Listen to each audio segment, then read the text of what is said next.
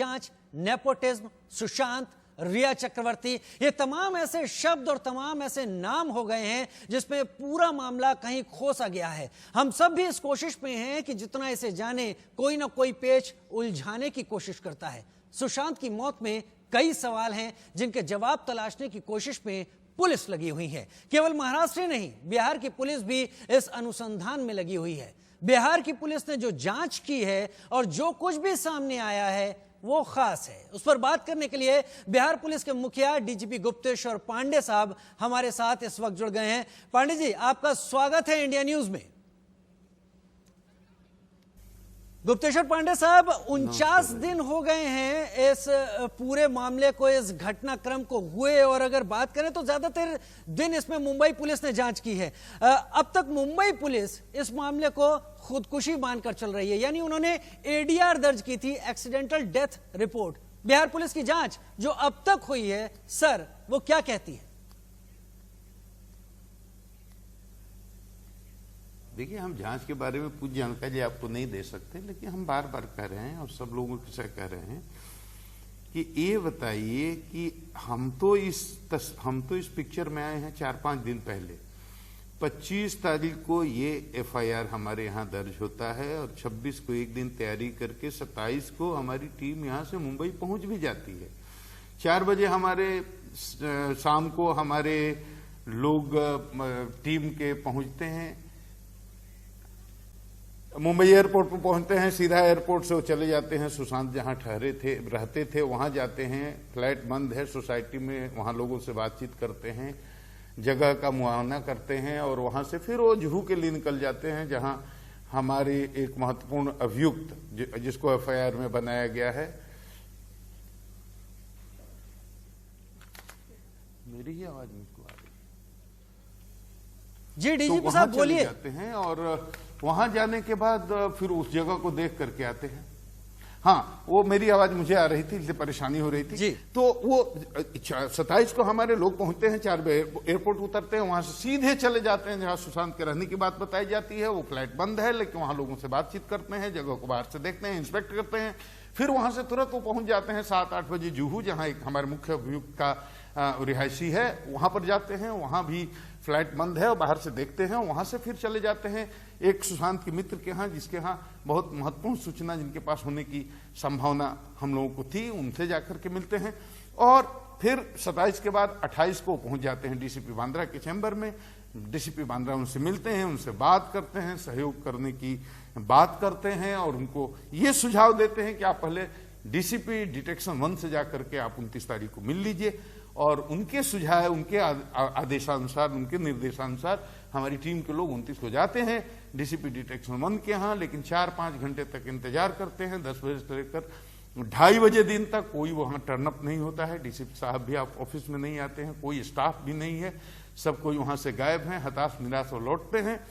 फिर मैं senior SP Patna को बोलता हूं कि ये क्या हो रहा है, हमारी टीम के लोगों की मुलाकात ही नहीं किसी पदाधिकारी से हो पा रही है। तब हमारे सीनियर एसपी वहां कांटेक्ट करते हैं उनके काउंटर पार्ट से, मेल भी भेजते हैं, फोन पर भी बात करते हैं।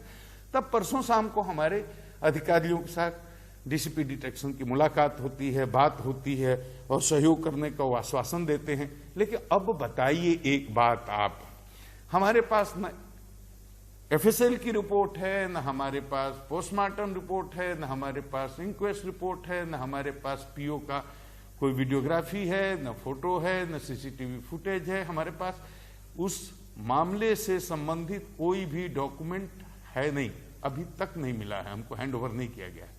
हमारे पास क्या है, सिर्फ एफआईआर की कॉपी जो सुशांत के पिताजी ने दर्ज कराई। उसके अलावे मुंबई पुलिस ने अभी तक क्या जांच किया है, ये उन्होंने अभी हमारी टीम के साथ एक साथ बैठकर शेयर भी नहीं किया कि हमने ये जांच की है। तो कुछ शेयर नहीं किया, कुछ बताया नहीं, तो हमारा इन्वेस्टिगेशन बहुत बाधित है। अब अपनी स्तर से जो ये कर सकते हैं, लोगों से जा रहे हैं, 6 आदमी का स्टेटमेंट उन्होंने लिया है, बहुत महत्वपूर्ण जानकारी इनको हाथ लगी है। लेकिन जब तक ये बेसिक डॉक्यूमेंट्स जो हैं जिसकी जांच प्रारंभ में मुंबई पुलिस ने की है वो हमारे हाथ नहीं आता, तब तक हम साक्ष्यों की समीक्षा नहीं कर सकते हैं और आगे प्रोसीड करने में हमको मुश्किल हो रही है। इस बीच में अभियुक्त पक्ष चला गया सुप्रीम कोर्ट में, एफएसएल की रिपोर्ट आपके पास नहीं है, आपका कहना है एफएसएल रिपोर्ट नहीं है, इंक्वेस्ट रिपोर्ट नहीं है, पोस्टमार्टम की वीडियोग्राफी नहीं है। वहां जाते हैं तो बांद्रा पुलिस के डीसीपी कहते हैं कि आप फलानी जगह चले जाइए।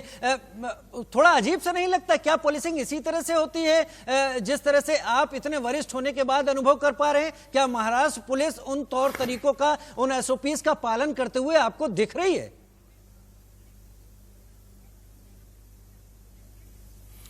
देखिए, मैं सीधे से आरोप लगाने से बचता हूं, बहुत मर्यादा में बात करता हूं, लेकिन मैं इतना ही कहना चाहता हूं आपको भी, आपके माध्यम से पूरे देश की जनता को भी, और मुंबई पुलिस के अपने काउंटर पार्ट जो भी हैं हमारे अधिकारी, उनको भी, देखिए ये कोई मामूली मामला नहीं है आत्महत्या का।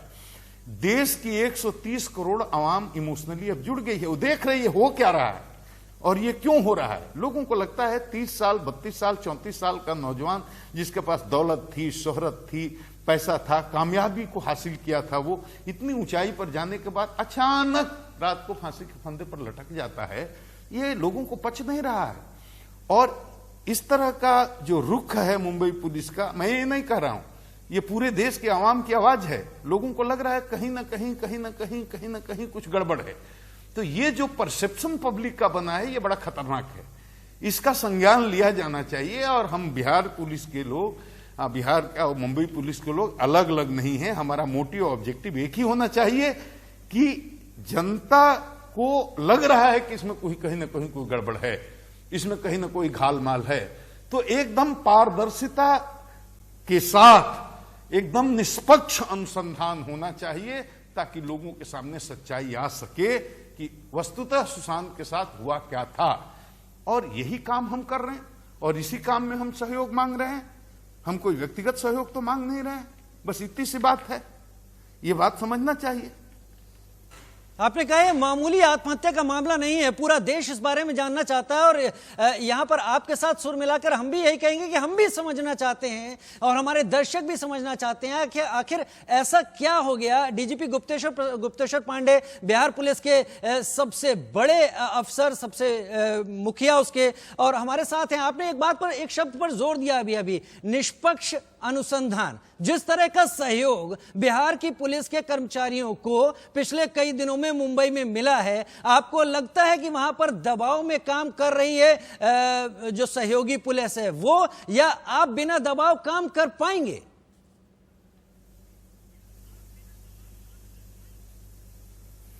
देखिए, इसको हम पॉलिटिकल एंगल पर कोई बात नहीं करना चाहते, हम सिर्फ लीगल बात करते हैं और बिल्कुल एकदम सिंपल भाषा में सिंपल सी बात कह रहे हैं, बिल्कुल साधारण बात है।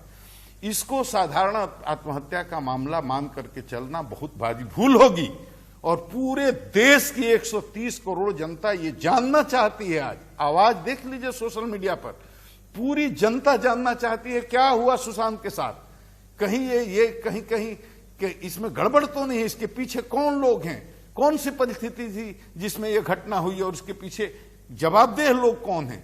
इस बात को जब तक गहराई से नहीं जांच की जाएगी, जब तक निष्पक्ष अनुसंधान नहीं होगा, तब तक सत्य सामने नहीं आएगा, और सत्य सामने नहीं आएगा तो जनता को संतोष नहीं होगा।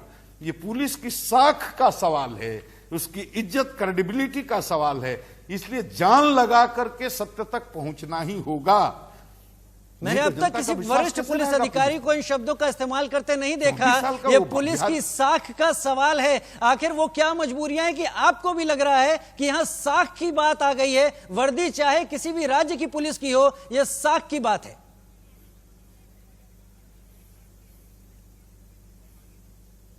हाँ, ये साख की बात है, क्योंकि हमारा जो हमारा प्राइमरी ऑब्जेक्टिव क्या है पुलिस ऑर्गेनाइजेशन का, detection of crime, maintenance of law and order.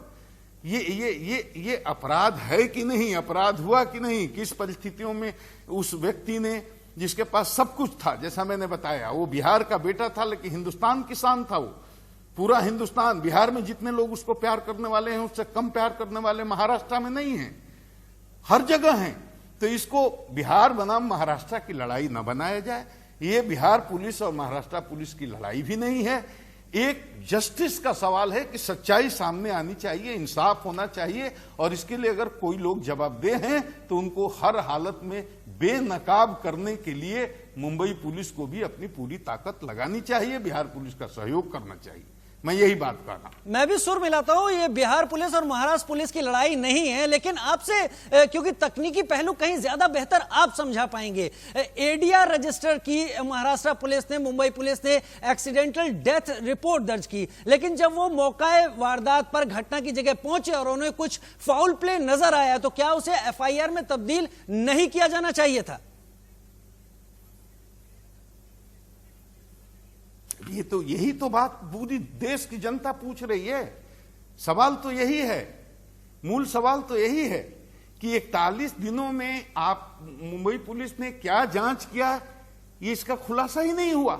हमें तो पता ही नहीं है, हमारी टीम के साथ तो शेयर ही नहीं किया गया कि हमने क्या क्या जांच की, किन बंदुओं पर जांच की। हम तो कह रहे हैं हमको एफएसएल की रिपोर्ट दे दो भाई, हमको पीएम रिपोर्ट दे दो, इंक्वेस्ट रिपोर्ट दे दो, वहां वीडियोग्राफी हुई होगी उसके पीएम की, पोस्टमार्टम की, वो हमको दे दीजिए, फोटोग्राफी हुई होगी वो हमको दे दीजिए, सीसीटीवी फुटेज है वो हमको दे दिए, और कितने लोगों से आपने क्या क्या सवाल पूछे और क्या क्या उनके जवाब आए, क्या सूचना प्राप्त हुई, वो सारी सूचना जो आपने अभी तक इन्वेस्टिगेशन किया हमारे साथ शेयर कीजिए।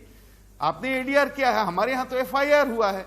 हमारे यहाँ तो अब बताइए, सुशांत के पिता वृद्ध हैं, रिटायर्ड हैं, एकदम मिडिल क्लास फैमिली के आदमी हैं, जाकर के मुंबई ये केस फाइट कर सकते हैं? इनके औकात ही नहीं है, न इनके पास उतना पैसा है, न इनके पास वो सामर्थ्य है, न स्वास्थ्य है, ये कैसे जाएंगे?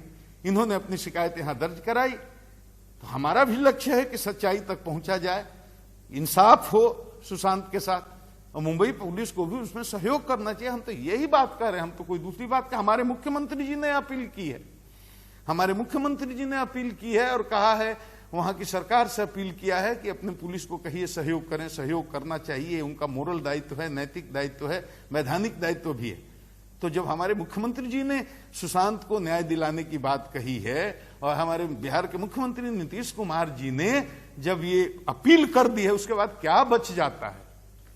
मैं अपने तमाम दर्शकों से कहना चाहूंगा, आप इस वक्त डीजीपी गुप्तेश्वर पांडे को सुन रहे हैं, जो बिहार पुलिस के सर्वे सर्वा हैं, बिहार पुलिस के मुखिया हैं। वो हमको सिलसिलेवार चीजें बता रहे हैं, वो जो कानून के दायरे में है, वो जो हमें बता पाएंगी कि आखिर तकनीकी तौर पर या बाकी परेशानियां क्या सामने निकल कर आ रही है। चलिए गुप्तेश्वर पांडे साहब, आपने हमसे कहा कि 6 लोगों से आपने पूछताछ की है, आपकी टीम ने मुंबई जाकर, लेकिन इस पूरे मामले में कहीं बहुत जो शब्द निकल कर आए, जो इंडस्ट्री से जुड़े हुए तमाम नाम निकल कर आए, जिन पर चर्चा हो रही है, जिन पर सवाल उठ रहे हैं, क्या माना जाए कि उन तमाम नामों से आप पूछताछ करेंगे आने वाले दिनों में? क्या वो बड़े दिग्गज हो सकते हैं?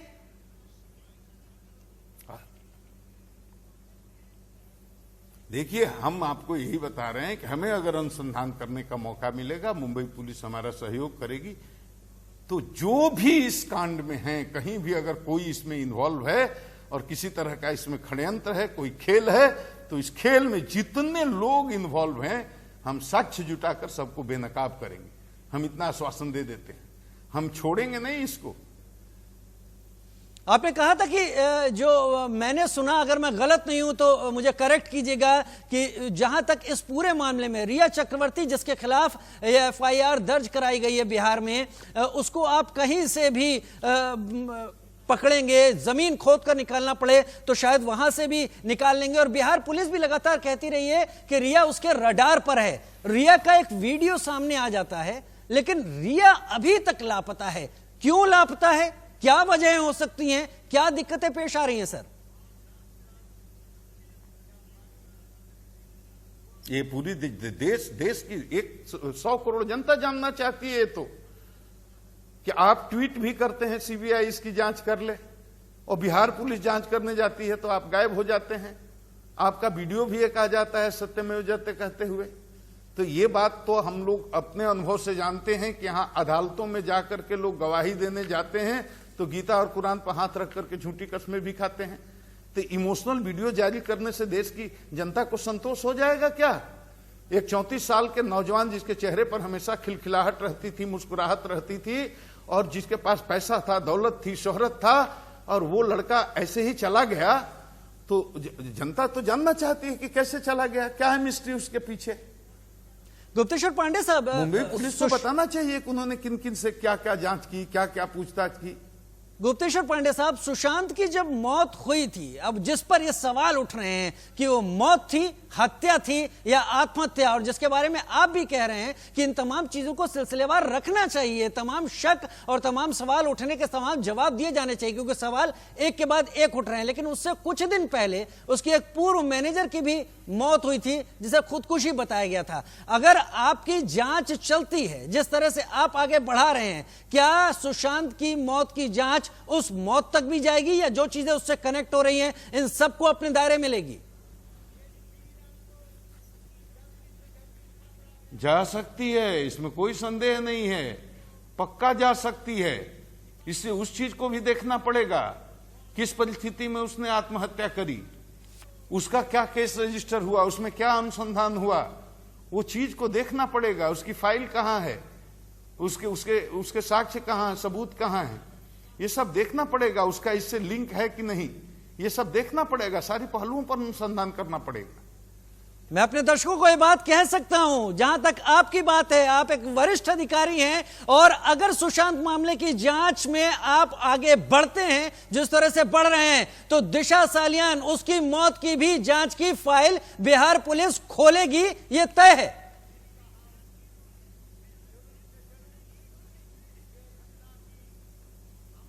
पांडे साहब, हम जानना तो चाहेंगे कि उसकी हत्या उसकी जो आत्महत्या हुई उससे इसका क्या कनेक्शन है, इसका कनेक्शन है या नहीं है तो कैसे है, ये तो जानना पड़ेगा, पूरा विस्तार में देखना पड़ेगा इसको। पांडे साहब, क्या आप मानते हैं कि अक्सर ऐसे मामलों में जो कथित अभियुक्त होता है, यानी रिया चक्रवर्ती जिसके खिलाफ एफआईआर दर्ज कराई जाती है, उसका लापता होना, उसका ना मिलना, केवल एक वीडियो सामने आना, ऐसा अक्सर कानूनी जानकारों की सलाह पर किया जाता है, छुपा दिया जाता है? क्या आप इस बात से इत्तेफाक रखते हैं?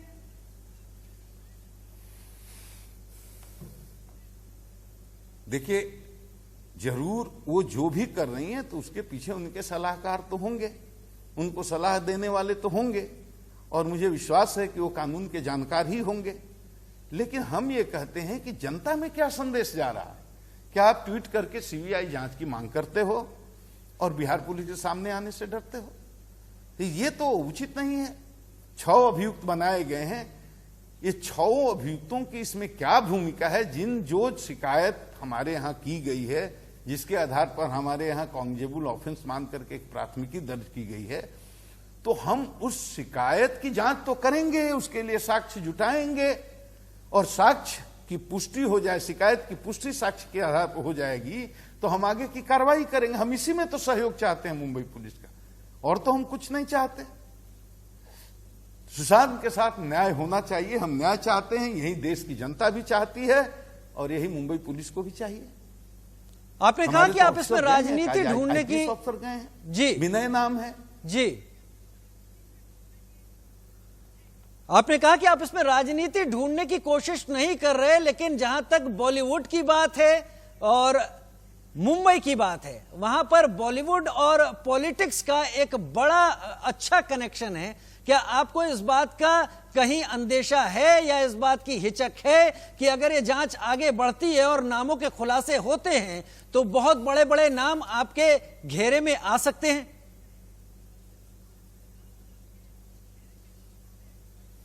देखिए, बहुत मर्यादा में बोलना पड़ता है। हम जिस जिम्मेदारी के पद पर हैं, आपकी तरह हमको बोलने की स्वतंत्रता नहीं है जी। हम सिर्फ संकेत में यह कह सकते हैं कि अगर हमको साक्ष्य मिल गया तो कोई कितना भी रसूख वाला हो, कितनी भी पहुंच वाला हो, उसकी गर्दन पर बिहार पुलिस हाथ रखने में कभी संकोच नहीं करेगी। सुशांत को जस्टिस मिलना चाहिए, उसके लिए कानूनी तरीके से जो भी हम कर सकते हैं करेंगे, और बिहार सरकार का संकल्प है ये।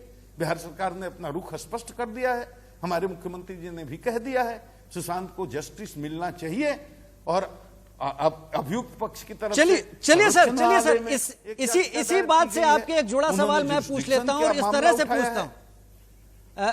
डीजीपी साहब, मेरा सवाल यह है कि जो टीम आपकी मुंबई गई थी, उसके बाद आपने एक आईपीएस अफसर को वहां पर भेजा है, क्या यह माना जाए कि आईपीएस अफसर को जांच में तेजी के लिए भेजा गया है, या मैं ये मानूं कि आपके हाथ ऐसे पुख्ता सबूत लग गए हैं कि आपको एक आईपीएस अफसर को अब टीम को लीड करने के लिए भेजना पड़ा है? हमने आईपीएस अफसर को इसलिए भेजा है कि वहां के वरीय पदाधिकारियों से कोऑर्डिनेशन करेंगे। हमारे पदाधिकारियों को बहुत वरीय पदाधिकारियों से मिलने में दिक्कत हो रही है, उनको कॉपरेशन नहीं मिल रहा है, सहयोग नहीं मिल रहा है, तो कहीं ना कहीं लैक ऑफ कोऑर्डिनेशन है। तो हम समझते हैं कि हमारे एक आईपीएस अफसर जाएंगे तो वहां के आईपीएस अधिकारी उनसे बात करने में थोड़ा सहज महसूस करेंगे। हो सकता है जो हमारे छोटे पदाधिकारियों के साथ जो शेयर न कर पाते हैं उनके साथ शेयर करेंगे, तो हमारे ये पदाधिकारी जो गए हैं वहां के वरीय पदाधिकारियों से मिल करके उनसे निवेदन करेंगे आपको क्या परेशानी है, वो बताएंगे। और हमारी जो टीम है उस टीम का वो नेतृत्व भी करेंगे, उनको मॉनिटरिंग, उनकी कामों की मॉनिटरिंग भी करेंगे, उनको टास्क भी देंगे, उनको गाइड भी करेंगे। इसके लिए भेजा गया हूं। बहुत शुक्रिया डीजीपी गुप्तेश्वर पांडे साहब, बिहार पुलिस के सर्वे सर्वा हमारे साथ आप जुड़े और आपने बहुत कुछ ना कहते हुए भी बहुत कुछ हमारे साथ कहा, इस केस के सिलसिले में बहुत कुछ बातें साझा की, उसके लिए आपको बहुत बहुत धन्यवाद।